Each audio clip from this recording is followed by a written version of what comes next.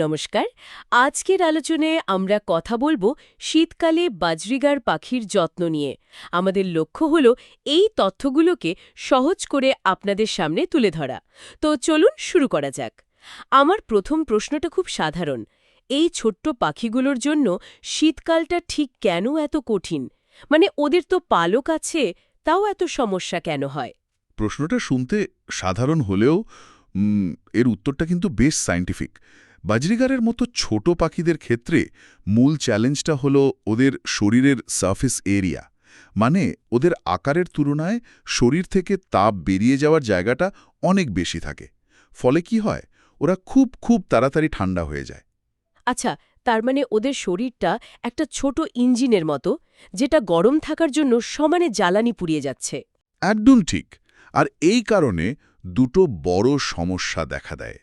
প্রথমত, শরীর ঠান্ডা হতে থাকলেই ওদের রোগ প্রতিরোধ ক্ষমতা মানে ইমিউন সিস্টেম দুর্বল হয়ে পড়ে। যে সাধারণ ব্যাকটেরিয়া বা ভাইরাসের সাথে অন্য সময় সে লড়ে নিতে পারত, শীতকালে সেটাই মারাত্মক হয়ে ওঠে। আর দ্বিতীয় সমস্যাটা? দ্বিতীয়টা হলো, শরীর ঠান্ডা থাকলে খাবার থেকে পুষ্টি শোষণ করার ক্ষমতাও কমে যায়। অর্থাৎ সে হয়তো খাচ্ছে, কিন্তু তার শরীর সেই খাবার থেকে পুরো শক্তিটাই পাচ্ছে না। এই দুটো মিলিয়েই পাখিটা ঝিমিয়ে পড়ে, অসুস্থ হয়ে যায়। তাহলে শরীর গরম রাখার এই চ্যালেঞ্জটাই আসল সমস্যা। আর শরীর গরম রাখার সবচেয়ে বড় জ্বালানি তো আসে খাবার থেকে। উৎসের ডায়েট লিস্ট বা খাদ্য তালিকার অংশে এই জ্বালানির ব্যাপারে ঠিক কি বলা হয়েছে? উৎসে এই বিষয়টাকে খুব গুরুত্ব দেওয়া হয়েছে। দেখুন, শীতকালে বাজরিগারের যত্নটাকে আমি ৩টে স্তম্ভের ওপর দাঁড় করাতে চাই। এই ধারণাটা উৎস থেকে উঠে এসছে: জ্বালানি, দুর্গ আর আলো। জ্বালানি, দুর্গ আর আলো? বেশ আকর্ষণীয় তো। হ্যাঁ, প্রথমটা হলো জ্বালানি, মানে সঠিক খাবার। মূল লক্ষ্যটা হলো পাখিকে এমন খাবার দেওয়া যা তার শরীরের ভেতরের চুল্লিটাকে সচল রাখে। শীতকালে ওদের মেটাবলিজম এমনিতেই বেড়ে যায়, তাই ক্যালোরির চাহিদাও বাড়ে। উচ্চ ক্যালোরির খাবার বলতে ঠিক কী ধরনের খাবারের কথা বলা হচ্ছে? যেমন ধরুন সূর্যমুখীর বীজ, এটা তো অনেকেই দেন। হ্যাঁ, সূর্যমুখীর বীজ, ক্যানারি বীজ বা বিভিন্ন ধরনের মিলেট, এগুলো ফ্যাটের দারুণ উৎস। আর ফ্যাট হলো ক্যালোরির ঘনীভূত রূপ। এটাকে আপনি গাড়ির জন্য হাই অকটেন ফুয়েলের সাথে তুলনা করতে পারেন। কিন্তু একটা কথা তো প্রায় শোনা যায় যে সূর্যমুখীর বীজ বেশি খাওয়ালে পাখির লিভারের সমস্যা হয় বা সে মোটা হয়ে যেতে পারে। শীতকালে কি এই ঝুঁকিটা মেনে নিতেই হবে? খুব ভালো একটা প্রশ্ন। এখানেই ব্যালেন্সের বিষয়টা আসে। ব্যাপারটা এমন নয় যে অন্য সব খাবার বন্ধ করে শুধু সূর্যমুখীর বীজ খাওয়াতে হবে। বরং তাদের প্রতিদিনের যে খাবারের মিশ্রণ, তাতে এর পরিমাণটা হয়তো ৫ থেকে ১০% বাড়িয়ে দেওয়া যেতে পারে। মূল উদ্দেশ্য তো অতিরিক্ত শক্তি যোগানো, তাকে স্থূল করে তোলা নয়। এর পাশাপাশি উৎসে ভিটামিন আর অ্যান্টিঅক্সিডেন্টের কথাও বলা হয়েছে।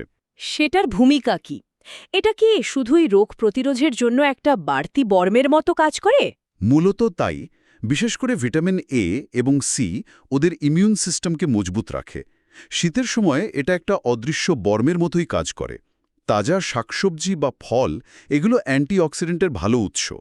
এগুলো শরীরের কোষগুলোকে ঠান্ডাজনিত স্ট্রেস থেকে বাঁচায়। তবে এখানে একটা সমস্যা আছে। কি রকম সমস্যা? শীতকালে তাজা ফল বা সবজি, যেমন ধরুন পালং শাক বা গাজরের টুকরো, খাঁচায় বেশিক্ষণ রাখলে ওটা খুব তাড়াতাড়ি ঠান্ডার নেতিয়ে যায়। তখন পাখি হয়তো ওটা খেতেও চায় না। তাই নিয়ম হলো অল্প পরিমাণে দিয়ে ১-২ ঘন্টার মধ্যে সেটা সরিয়ে ফেলা, যাতে নষ্ট হয়ে পাখির পেটে সমস্যা না হয়। আচ্ছা, বুঝতে পারলাম। খাবারের এই তালিকায় তো পানি আর ইলেক্ট্রোলাইটের কথাও আছে।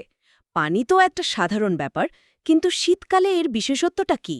এর গুরুত্বটা আমরা অনেক সময় ঠিক বুঝতে পারি না। প্রথমত, শীতকালে ঘরের ভেতরে হিটার বা অন্য কারণে বাতাস বেশ শুষ্ক থাকে। এই শুষ্ক বাতাস পাখির শরীর থেকেও আর্দ্রতা শুষে নেয়। তাই তার পানি পানের প্রয়োজনটা কিন্তু কমে না। কিন্তু সমস্যাটা অন্য জায়গায়। পানিটা যদি বরফের মতো ঠান্ডা হয়, তাহলে পাখি সেটা খেতে চায় না। আর খেলেও কি কোনো সমস্যা হতে পারে? অবশ্যই। পাখি যখন খুব ঠান্ডা পানি খায়, তখন তার শরীরের ভেতরে তাপমাত্রা হঠাৎ করে অনেকটা কমে যায়। সেই তাপমাত্রাটাকে আবার স্বাভাবিক অবস্থায় আনতে শরীরকে প্রচুর শক্তি খরচ করতে হয়। যে শক্তিটা তার শরীর গরম রাখতে বা রোগ প্রতিরোধে কাজে লাগত, সেটার একটা বড় অংশই শুধু পানি গরম করতে খরচ হয়ে যায়। ও আচ্ছা। হ্যাঁ, তাই উৎসেতে বারবার বলা হয়েছে পাখিকে সবসময় স্বাভাবিক তাপমাত্রার তাজা পানি দিতে হবে। দিনে অন্তত দুবার পানি বদলে দেওয়াটা খুব জরুরি।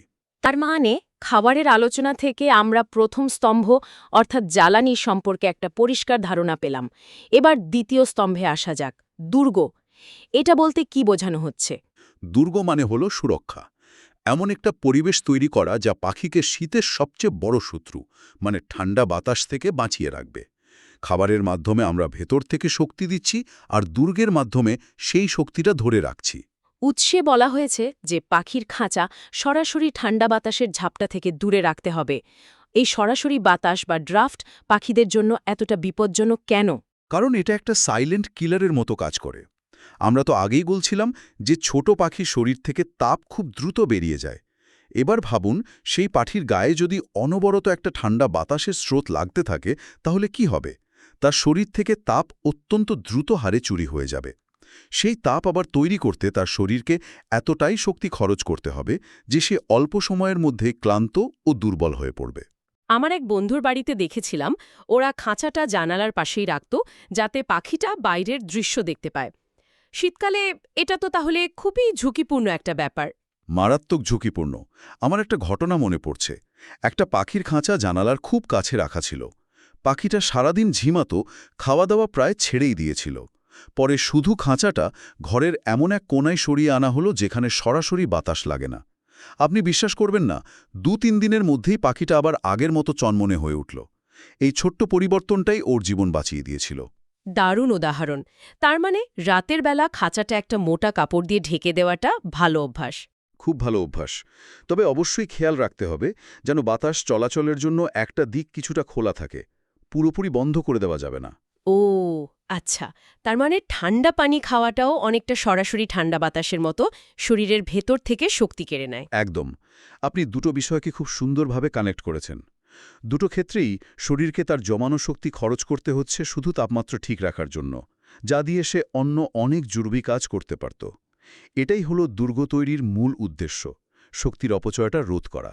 বেশ, তাহলে আমাদের দুটো স্তম্ভ জ্বালানি আর দুর্গ আলোচনা হলো। এবার তৃতীয় স্তম্ভ আলো নিয়ে কথা বলি। উৎসে দিনের বেলায় সূর্যের আলোর কথা বলা হয়েছে। শীতের ছোট আর মেঘলা দিনে এর ব্যবস্থা করা তো বেশ কঠিন। কঠিন, কিন্তু অত্যন্ত জরুরি। আলো এখানে দুটো গুরুত্বপূর্ণ কাজ করে। প্রথমটা শারীরিক।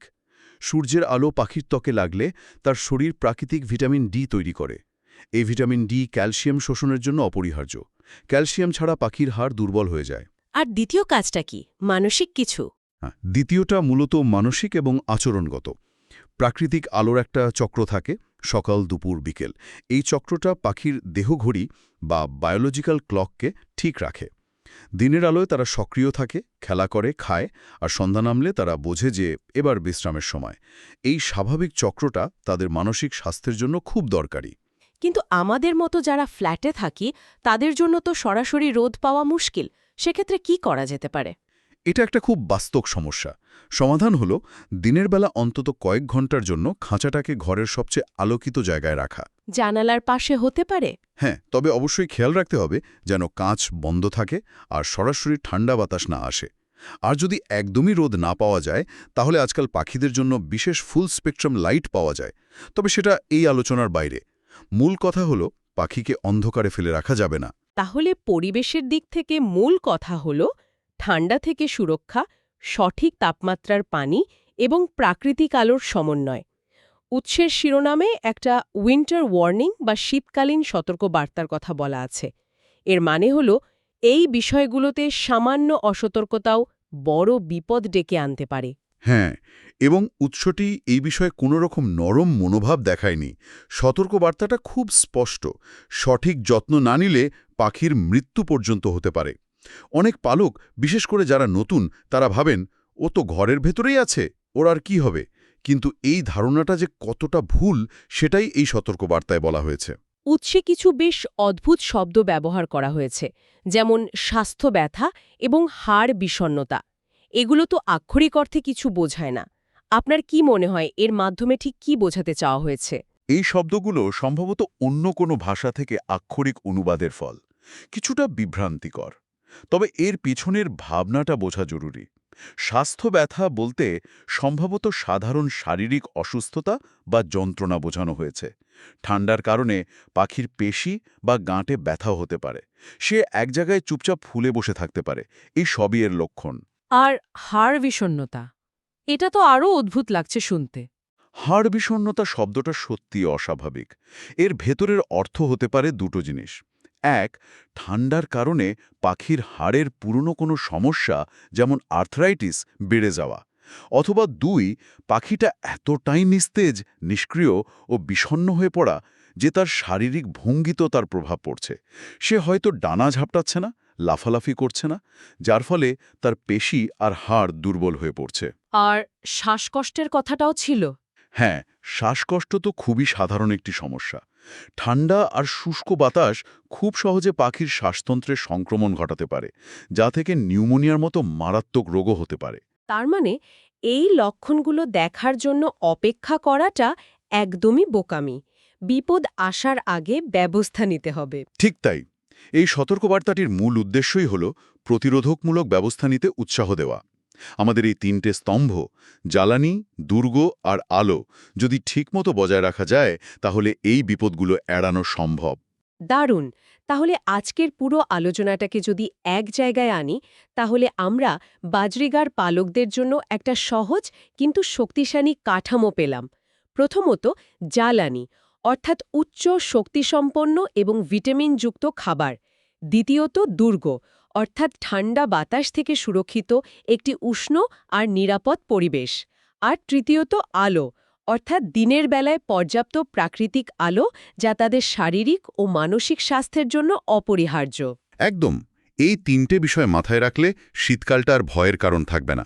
শীতকালে পাখির যত্ন নেওয়া মানে শুধু তাকে কোনো বিপদ থেকে বাঁচানো নয়, বরং তার সার্বিক সুস্থতা নিশ্চিত করে এই সময়টাকে তার জন্য আরামদায়ক করে তোলা। আলোচনা শেষ করার আগে শ্রোতাদের জন্য একটা প্রশ্ন রেখে যেতে চাই। এই উৎসটি পাখির শারীরিক স্বাস্থ্যের উপর শীতের প্রভাব নিয়ে অনেক কিছু বলেছে, কিন্তু ভেবে দেখার মতো বিষয় হল, শীতের এই দীর্ঘ, ধূসর আর ছোট দিনগুলো কি পাখির মানসিক স্বাস্থ্যের উপরেও কোনো প্রভাব ফেলে? একজন পালক হিসেবে সেই সম্ভাব্য একঘেয়েমি বা বিষণ্ণতা কাটাতে এই জ্বালানি, দুর্গ বা আলোর বাইরে আর কি করা যেতে পারে?